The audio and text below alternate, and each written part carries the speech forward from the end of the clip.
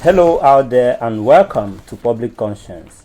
This is the anti-corruption program produced by the Progressive Impact Organization for Community Development, PRIMOG. PRIMOG is a civil society organization with the mandate to promote good governance, participation, and accountability in Nigeria. I am Chidozie Ogbonnaya with Esther Bassi. Welcome to the program. On Public Conscience on Radio, we seek to evolve a corruption-free society through the amplification of corruption stories reported by our partner media organizations and drawing citizens and government attention for democratic actions against it. We also promote integrity by focusing on rare cases of the display of honesty by public and private individuals in the course of their normal activities.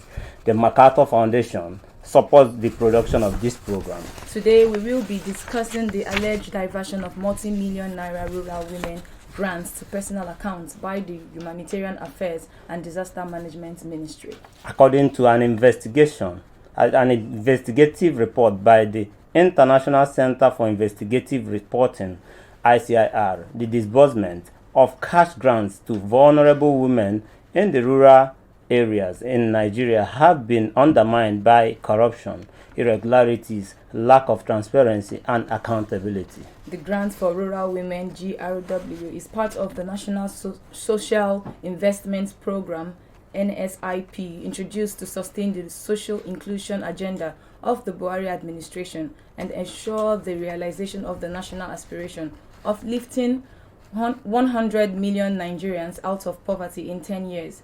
The sum of 20,000 naira each was supposed to be disbursed to 16,000 vulnerable women in rural areas in Kano, Kaduna, and Jigawa states. A further breakdown showed that 8,000 women were targeted in Kano, while Kaduna and Jigawa states had 4,000 women each as intended beneficiaries. The findings by the ICIR shows that at least 15 persons were captured to have received millions of naira from the Humanitarian Ministry. Money meant as a grant for rural women. 3 individuals picked out in this investigation were said to have to receive 86.4 million naira, 73.6 million naira, and 140.8 million naira as grants for vulnerable women in Jigawa, Kano, and Kaduna states. The issue for our conversation today is not good for us as a nation in desperate need of empowerment and development. Unfortunately, as the federal government on one end is pumping money into the various poverty alleviation scheme, corruption is waiting at the other end. In a short while, you will hear from the journalist who carried out this investigation, and he will let us in on how these humongous sums of money ended up in private pockets. But what is your experience with the federal government's social intervention programs? Have you benefited from it before now? Do you think the implementation of government social investment program has been transparent enough or devoid of corruption? Be ready to join us through phone and text messages in the course of the conversation. The WhatsApp phone line to send your message is 0902-265-6167. That is 0902-265-6167. Please indicate your name and your location when sending your message. This is for messages only. Please begin to send your messages as soon as possible to 09022656167, and that is 09022656167. We will give the numbers to call shortly. We have been discussing an investigation by the International Center for Investigative Reporting (ICIR) exposing how cash grants for rural women are diverted to personal accounts by the Humanitarian Affairs and Disaster Management Ministry. The cash grant diverted in this case are supposed to go to some vulnerable women in Jigawa, Kano, and Kaduna states. The act of diversion of public fund is unlawful as Nigeria financial regulations state that under no conditions shall any public money be paid into a private account. Between 22nd and 29th of December 2020, during the peak of the COVID-19 pandemic, the federal government claimed to have spent 1.01 billion naira in 15 states and the FCT cash grants to rural women through the Humanitarian Affairs. And in January this year, The Minister of Humanitarian Affairs, Disaster Management and Social Development, Sadiya Umar Farouk, disclosed that the sum of $1 billion has been spent annually on the implementation of various components of the National Social Investment Program since 2016. Some Nigerians believe these millions of naira spent on social intervention program have neither aided vulnerable populations in any significant way nor tackled poverty and hunger across the country. We invited the Minister of Humanitarian Affairs, Disaster Management and Social Development to join us. We hope she will join us as the program goes on. But joining us in the studio is the Director to Bali Development Initiative, Awa Mustafa, and the representative of the Small Scale Women Farmers in Nigeria Small Fund, Mercy Nana. You're both welcome to the program. Thank you very much. Hawa, you are welcome. But before we get to you people, we have on the line the investigative journalist with International Center for Investigative Reporting, Elijah Akoji. He did this investigation. Elijah, welcome to the program. Oh, thank you very much. Give us an overview of your report and why ICIR deemed this investigation necessary. Thank you very much to everyone. Thank you very much to the listeners. My name is Elijah, and I'm also the Executive Director of the Rural Health Accountability Project. I actually did this story for the International Center for Investigative Reporting, ICIR, detailing how the issue of fraud, corruption, lack of transparency thwarted the grants for rural women across Jigawa, Kano, and Kaduna states. What actually propelled this investigation, firstly, is because it's a human angle investigation that tends to explain how rural women are neglected, how rural women are used to siphon public funds because apparently they are not reachable.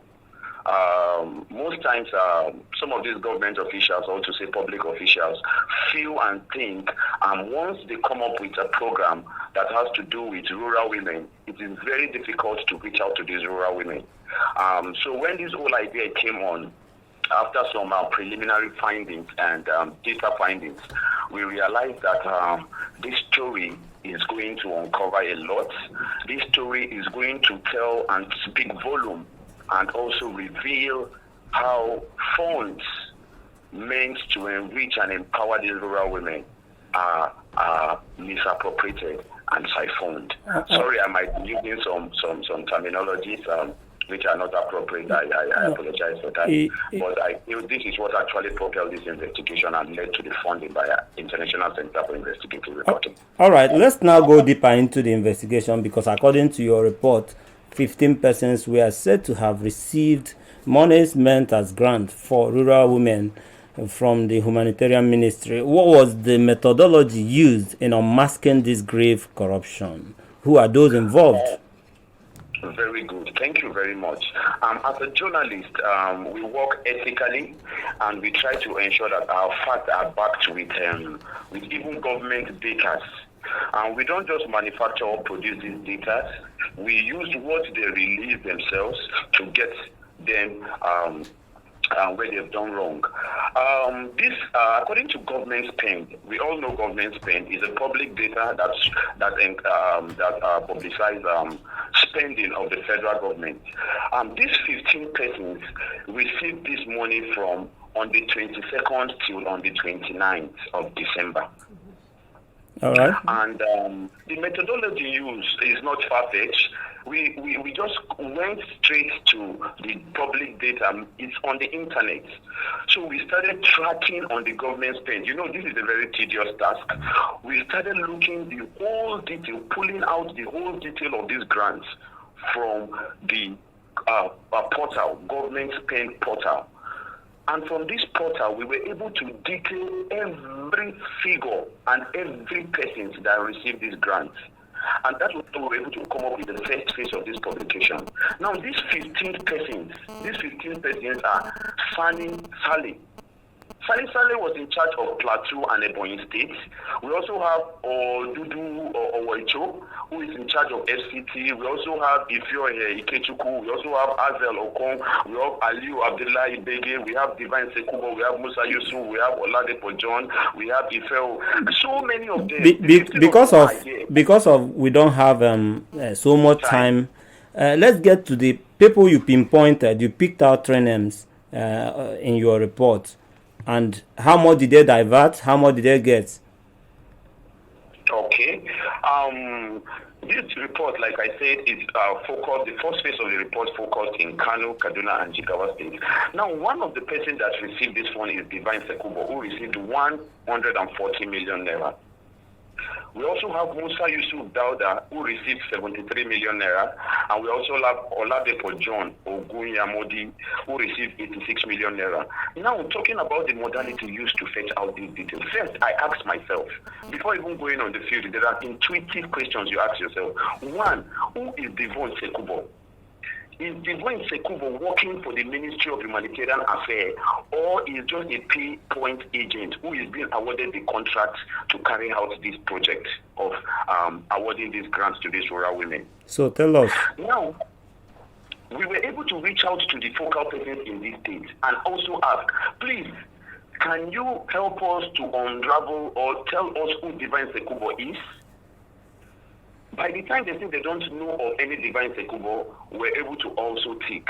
Now, we also established that if Divine Sekubo is a pay-point agent, it however means Divine Sekubo should also have what? A company name. And we realized that if there is a company name, money should be paid into company's accounts. So how come was this money paid into Divine Sekubo's accounts? Now, were you able to find out if Divine Sekubo is a staff of the Humanitarian Affairs? Now, that brings us to the point whereby government officials or government agencies, ministries, and NGOs, they don't respond to questions. Severally, we reach out to them. I reached out to more than 5 persons in that ministry. At the long run, we were able to even send an FOI for them to tell us who is Divine Sekubo, who is Musa Yusuf, who is Oladapo, how are they related to the agency, what is their role, okay. How did they come about being given the contract of these grants? In the end, all of these were never answered, were never responded to, and we followed the normal FOI requirement that said, okay, 14 days maximum, and we went on to the publications. Okay. So, share with us your experience when you interacted with these focal persons of the social investment program in the respective states. This investigation was conducted. What was also the reactions of other groups with whom you interacted with? Okay. I will first of all begin from Jigawa State. Just a wrap. Just be a bit fast about it, please. Okay. First, I will begin from Jigawa State, where I met with the former focal person of Chamo, who was the focal person at the time when this grant was disbursed. He told me, he was able to give me his time on the phone, and why I met with the current focal person, he told me that when this grant was disbursed, that no doubt some of the local governments were visited and cash were given to these people. He was very open and very disposed to give me all the information. He never hid anything, and he told me as a focal person that he was never aware of the program until he was called a day before the arrival of the disbursing team. That okay, these people are coming, just be available and guide them through. And he told me when they came, how they came about the money, he never knew. He just knew that they went to the bank and they withdrew some amount of millions, and they went along with the money.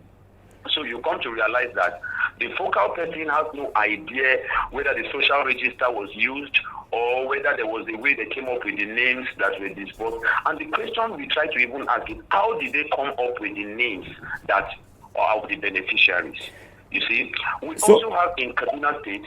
In Kaduna State, the focal person who chose to reply via email after my visit to Kaduna State for like 6 times, I was in Kaduna trying to see the focal person today. She will be in a meeting. Tomorrow she will be in this meeting. And she told us that it was just 1,000 persons out of the 4,000 persons that were supposed to benefit. Just 1,000 persons whose name came out. And in that 1,000 persons, it is not all of them that eventually got that fund. She was also very open and sincere.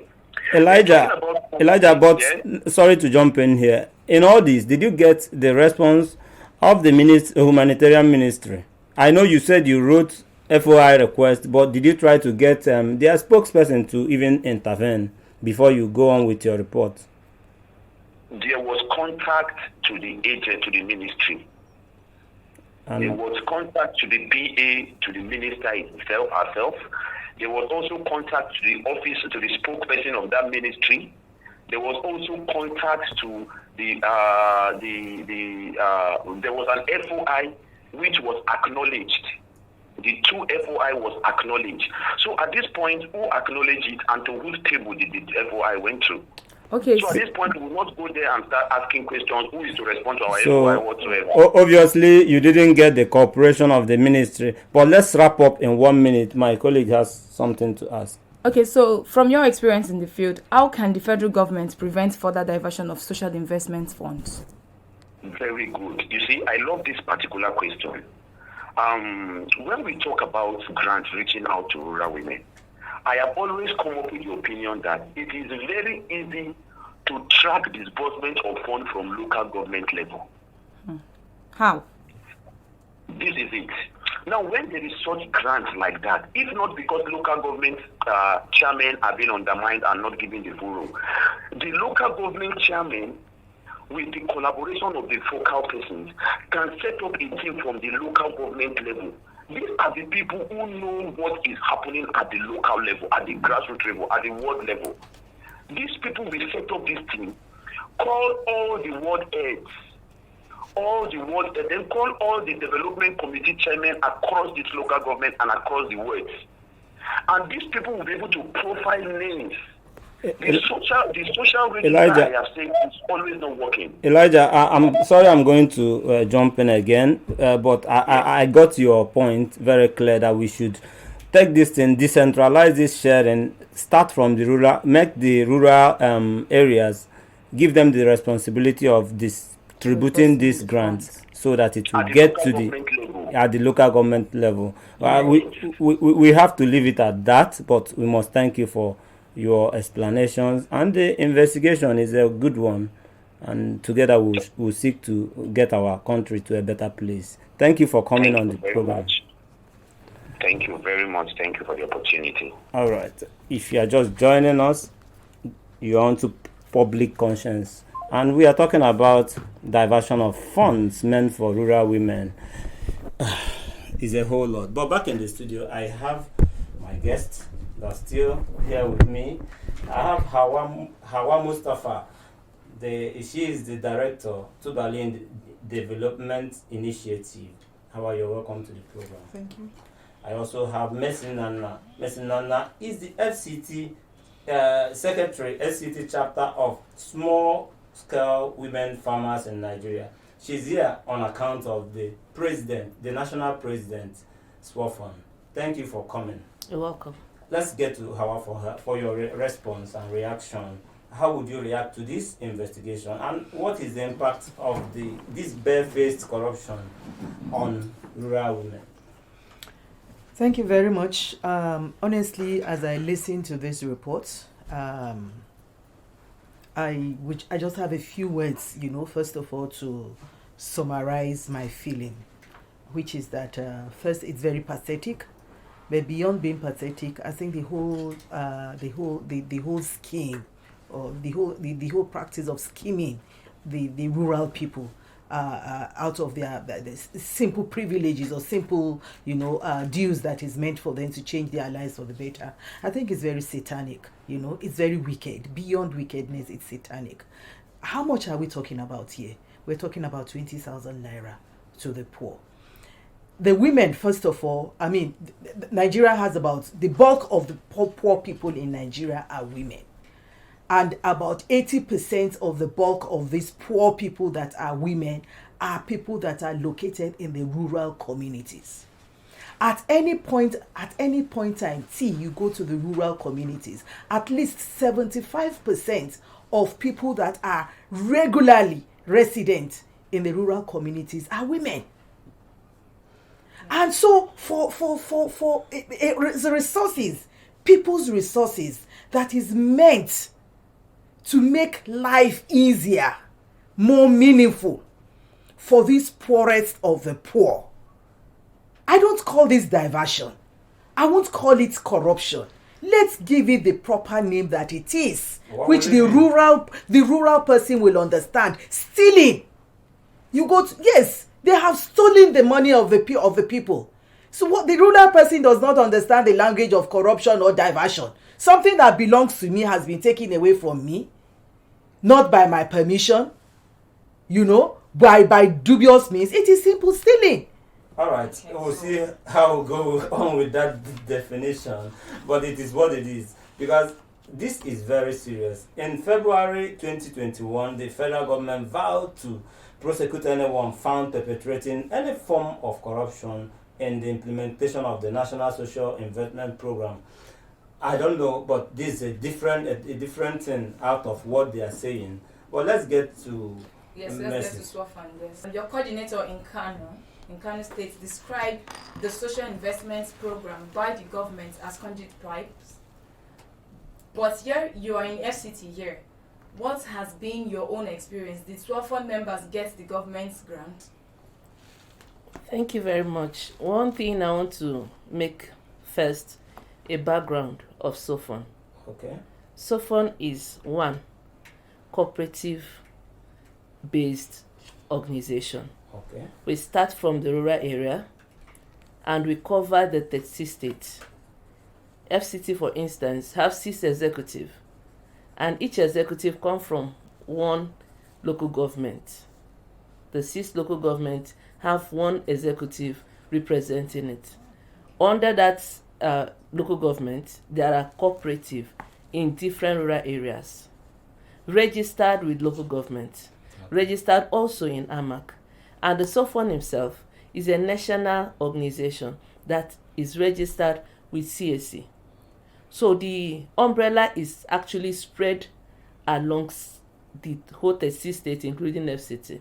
Okay. Now, looking at a particular state, you are looking at FCT as well. You are looking at all the states. So are you saying... What I'm saying is this. Because it is an umbrella name, whatever happens in a particular state, we'll get a report. We know what is happening. So it's peculiar. Are you aware of this? Madam said we should not use diversion, but are you aware of this diverted sums of money in Kaduna, Jigawa, and Kano? Yes. What happened is some time ago, our national executive went on advocacy visit to this humanitarian ministry. They were actually received by the PAMSEC. So they were well received. Along the line, they told them about this intervention. That don't worry, we incorporate you, we'll see how to work with you. And that was how they get us involved in this. On their flag off, we were actually invited. We were represented by our former secretary, National Secretary Zainab. Now, after this flag off, the story becomes it. Nobody knows anything about it again until the report came out. So you are saying, because in 2021, something was shared. There was grant in FCT. Did you, SWAFON, I did not get. None of my members get. What happened is, I can actually stand and speak for FCT and also speak for a national body. When any intervention comes, we place it on a platform. The picture, the story. When they did a grant input in Old Parade Ground, flag of grants of inputs from this the work of Ministry of Agric, we're involved. They gave us some inputs, which was grants. States when they gave us at FCT level, we shared it to all state guardians. So there is no way anything touches us that you will not know. And what actually got us involved in this is that if we can be involved in the flag off, how managed, we are not aware of the distribution. So it's actually questionable. It's actually questionable, but we'll come back to you because there's a lot more you can tell us from SWAFON. When we look at this report, it concerns your group particularly. Seriously. And Hawa here, she's been working with farmers, agriculturists a lot. So there's a lot to divulge today. But we'll quickly get our listener to join us, Esther. Please follow us on our social media platforms at official Primorg. Primorg is spelled PRIMORG. And remember that this program is interactive. The WhatsApp phone line to send your message is 09022656167. 09022656167. This is for messages only. Please begin to send your messages now to 09022656167. And we are asking, have you benefited from the federal government social intervention programs before now? Do you think the implementation of government social investment program has been transparent enough or devoid of corruption? I have my first caller. Let me see who is. Hello. Your name and where you're calling from? My name is Father. I'm calling from KYA. When we talk about the corruption going on in this government, people think that we are joking. You remember those days, even when we are in lockdown, the Minister of Humanitarian Affairs came out and said that they spent so amount of money fueling school children. Then we now ask, those children that are at home or who? And you remember that time ICPC notified Nigeria that was 2 billion naira from that money was seen into public accounts. And I think this is why we encourage you journalists to investigate journalism, so that so many of those things will be reviewed. Just look at just like the one students said. How can a person, a human being, take money belong to the wretched, the poorest of the poor, 20,000 naira, and you are calling it diversion? The good English is they are thieves. Those group of people that did this, just give him the name that he deserves. Those guys are thieves. And if you don't know a woman as one feeling for being so low to collect 20,000 naira from the poorest women, then what do you know of conscience? Please, can you wrap up in 30 seconds, please? Hello, when we are saying that the most corrupted government in the world is this APC government, people argue. They are the most corrupted. You don't have the statistics to say, but I will leave it at your opinion. We have a WhatsApp message from Dominic. He said, all aids given to Nigeria by the Western world have been diverted to Minister of Humanitarian Affairs account over the years. Could she not be a wife to Farouk Aliyu from Jigawa? This lady is the money basket for government. We'll leave it as speculation and something untrue, because you can prove it.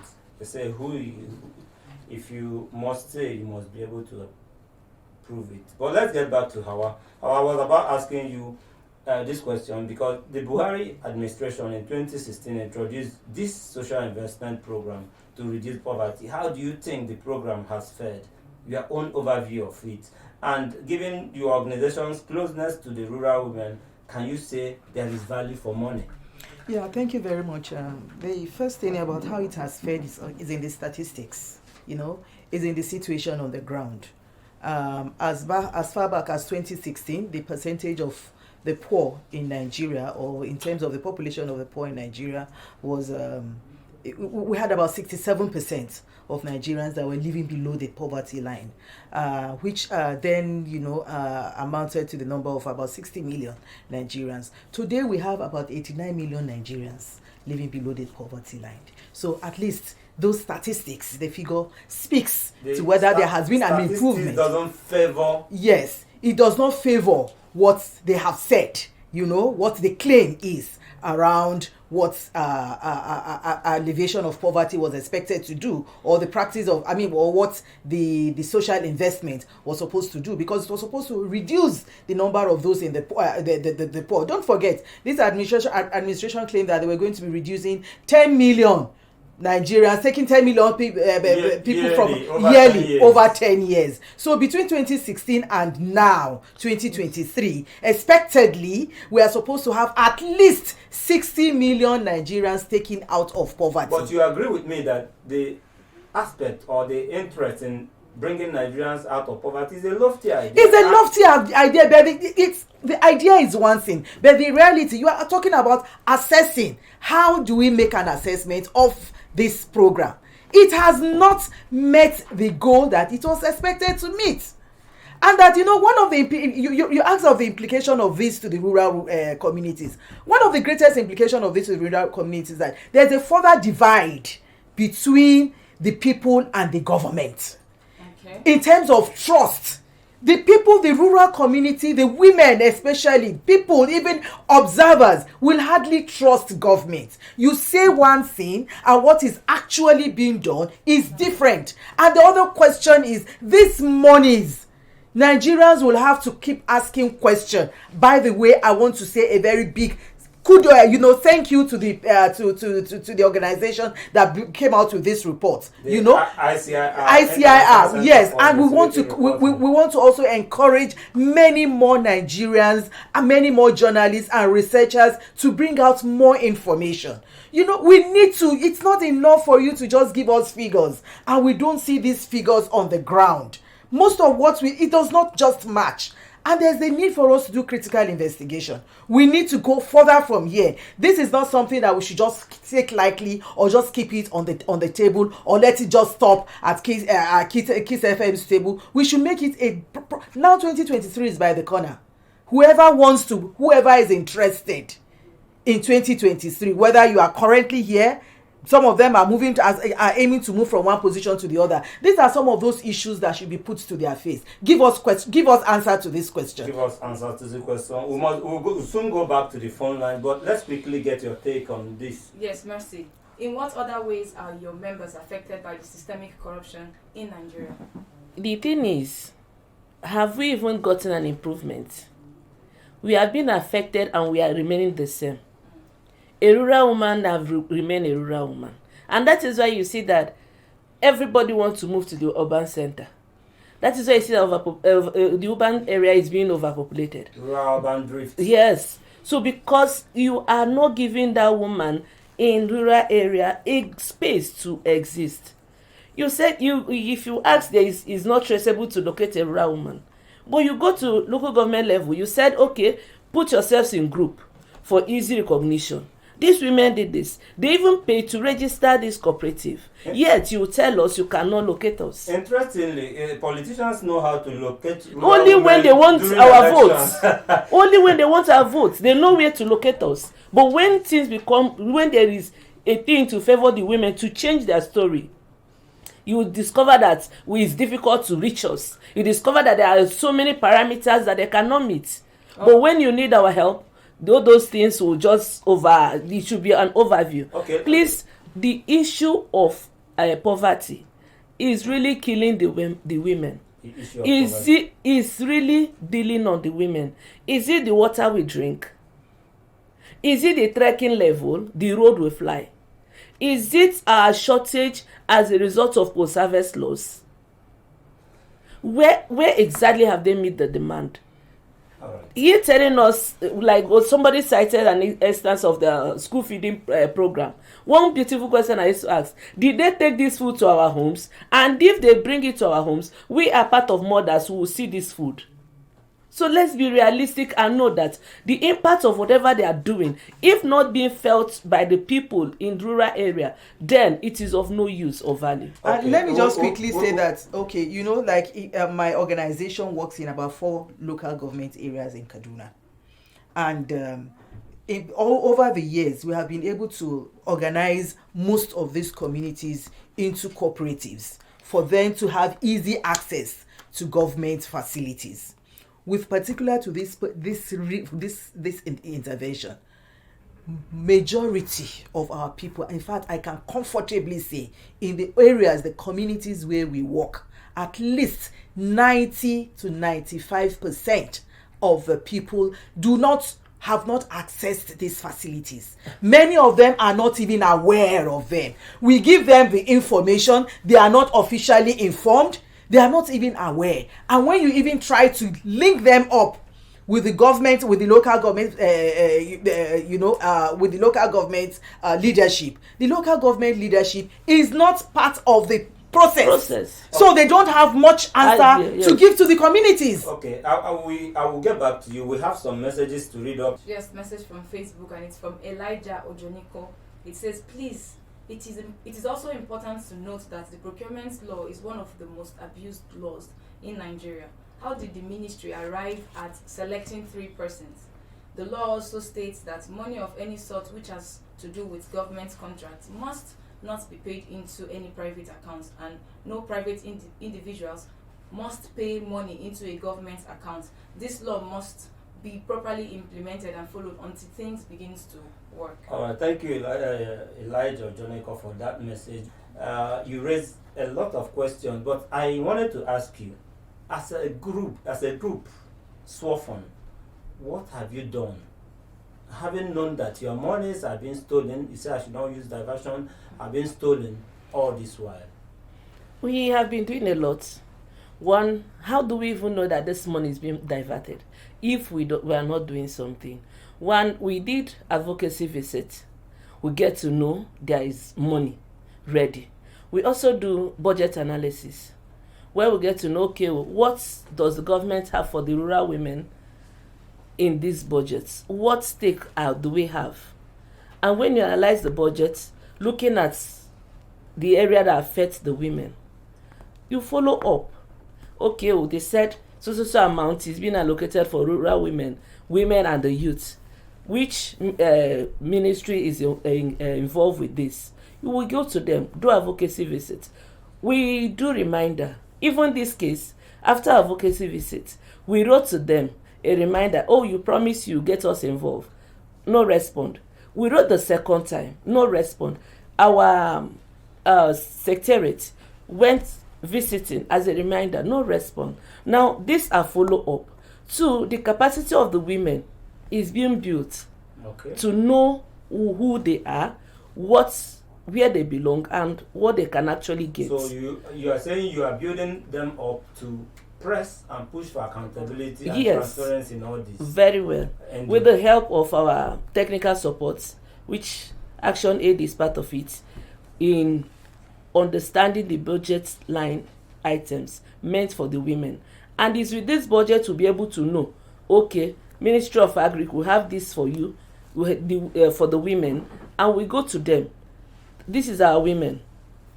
I must be sincere, Ministry of Agri, they have been trying, carrying the women along. Even sometime this year, they did tomato processing, how to preserve tomato to reduce loss, preserve it and can it without refrigerator, and it will last for months. They get us involved, and this is a way of increasing the loss of a woman, especially some of us are in agricultural sector, and also increasing their income. 2, you make them understand, okay, despite the fact you are a rural woman, you have a stake in Nigeria budget, you have a stake in the national money, because this country belongs to us. And if you look at it critically, especially in agricultural sector, the rural women, those about 70% of agricultural workforce, we feed the nation. Yet these people who feed the nation and carry the burden of the nation upon their heads are being neglected, are being they are just those ones that are not even meant to be associated with. They are not taken seriously. They are not taken seriously. Okay. And that is why they find it very easy to divert their funds. That's why they find it very easy to use the name of a woman, because they look at us that we are not speaking. They look at us that we don't even know what is happening. Okay, let's move to our barely 12 months before President Buhari's administration elapsed. Is the time left for the administration enough to advance the anti-corruption fight in Nigeria? And what do you think the government can do to stop the diversion of grants for rural women? It is more about what the people can do to stop the government or to checkmate the government. If you leave the government to itself, government does not believe the Nigerian ruling class in the past how many years has shown by evidence of all the things that are happening, particularly in the area of corruption and I call it state theft, is that they don't care about the people. And then what is the percentage of these people that constitute government or in the leadership compared to the percentage, of the people who are expected to benefit from this governance process? So it is high time between now and the next election for people to take their destiny into their hands. How would they do that? And ask questions. When the politicians come to you, they will soon they have started going around. I know, ironically, to tell you that they don't even care about the people. When they want to start launching their interest or whatever, their campaign interest, they don't start with the people. They start with the top. They start with their own class of people. They go to governors before they get there. In fact, the only time they go down is when they come to you to say vote for us. And of course, at the end of the day, it's going to be manipulated. So what the people need to do now, before you go to stand on a queue, before anybody brings a poster to you, you have questions to ask. Kaduna State, for instance, Kano State, for instance, and Jigawa State, where this particular issue of theft, stealing of people's money meant for the poor rural women, has been taken off, the people should now ask them questions. You said that who is responsible? If anybody says I'm not responsible, it is your party. What have you done? What have you influenced that it should be done? So I think going forward, government has made everything easy. There's freedom of speech. There's the FOI Act. So all the avenues that you need to use, the tools that you need to use to engage government is already there. It is now left for the people to use those tools, for civil society, for journalists, for researchers, for organizations like ours, to engage, to make sure that we stand by the people and help the people. Your organization is seriously involved here. Yeah. Are you telling them the same thing? We are. We empower our organization, because they are at the grassroots level, to ask questions from the level of the councillors and the local government chairpersons. But unfortunately, especially when we have told them about issues around budgeting. Why do you think agencies like the EFCC are reluctant or not seen going after such reports, culprits of such reports? Yes, because I was just going to say that, the way technology changes every day, that is the way the style of corruption also changes. They change their methodology. EFCC is looking at big contracts that were awarded and for a job to be done that was not done. Now they have diverted their attention away, so they know this is the focus of EFCC. Okay, we are not going to be giving contracts again. We are trying to empower the rural people. We are giving them 20,000 naira for 8,000 people or for this number of people. EFCC is not going to look at that side. Okay? But when reports come like this, they claim they have fictitious names.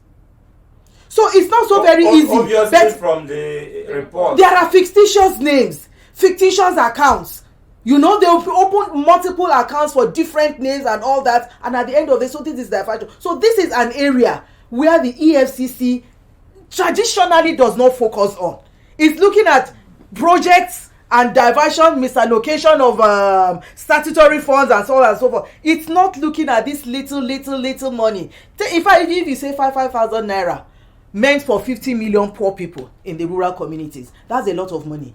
EFCC will just look at 5,000 naira is nothing much, but the quantum of it, put it together, it is something. By the time you spread it, it has gone through only 20 people or 15 hands or 50 hands. Then it is something. Okay. So what EFCC needs to be doing now is to wake up and look at corruption as they are working. They should be a step ahead in terms of understanding the different and new ways of stealing people's money, which they call corruption. Way of wrapping up, because our time is fast spent, what would be your advice to the federal government going forward? Going forward, the federal government, you see this thing about cash delivery. It's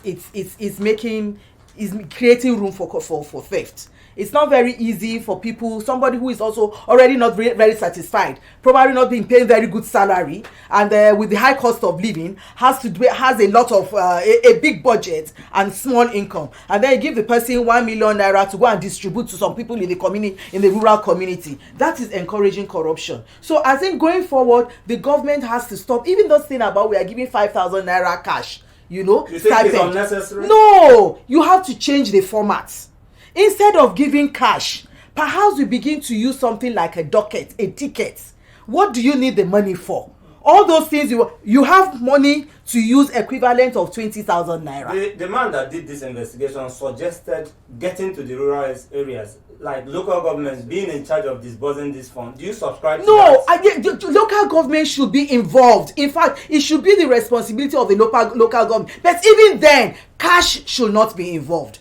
We should do away with cash. Rather than cash, use dockets, use tickets. Okay, so use anything that is not cash, that can give you access to what that cash would do for you. All right, thank you very much. Thank you So, Mercy, quickly, by the way of solution, what must the government do, that's the federal government, do differently to ensure funds meant for social intervention programs are duly utilized? First, I want to start from their planning section. The planning, they need to go back to their drawing board. The rural women who are given this money, are they in the planning of this thing? Because if they are involved, they will definitely get to know the in and out. I start with their planning. They should change their strategic planning, how they plan the disbursement of this money. There is something else I buy from our mommy. She said in 30 seconds. Okay, the method, you can actually transfer this thing to maybe you are a farmer. You give that person a bag of fertilizer. It will help. It will reduce the cost of what the person is buying. Or you want to feed the person. In Lapo, for instance, when you want to loan money, they will ask you, maybe it's fridge. You yourself, you go to market, get the survey, get the price, bring the person's receipt, the shop you want to buy it, and they will pay the shop. It's another method, ensuring that it gets to the people. And two, make use of your cooperative that you have collected money. When I went to register one cooperative in Kuji, I asked them, please, what is the benefits of this registration I'm giving you money for? Make use of this cooperative that you have made the women to contribute money and register. Let them benefit for being a member, a registered member of a cooperative. It will really help. All right. Very well. Thank you. It's been touchy and robust because people's money are taken away. But Asta, we have to go. Please visit the news page of our website, primognews.org, that is primognews.org, for all the details of our reports and interviews. Visit our website, www.primog.org, to get all the information about Primog. And you can watch our videos on Primog TV, our YouTube channel. Please subscribe to get reminders when we have a new post. We appreciate our guest, the director of Tubali Development Initiative, Hawa Mustafa. Thank you for joining us today. You're welcome. We also thank the representative of the small-scale women farmers in Nigeria. She represented the national president of SWAFON, Mercy Nnamna. Thank you for coming. You're welcome. And also the investigative journalist who did this investigation for the International Center for Investigative Reporting, ICIR, Elijah Akoji. Public Conscience has the support of the John D. and Catherine T. MacArthur Foundation, committed to building a more just and verdant and peaceful world. Get more information about the foundation on its website, macfound.org. Join us here again next week for another episode of Public Conscience. And remember to follow us on Facebook, Twitter, and Instagram at Official Primog. I am Esther Bassi. Remember that birth registration and birth certificate are both free if your child is under 18. Help stop the corruption in birth registration and do not pay for birth certificate. Also remember that you can give us information or hint about corrupt acts through our phone at 09022656167 or info@primog.org. I am Chidozie Ogbonnaya. Please stay safe.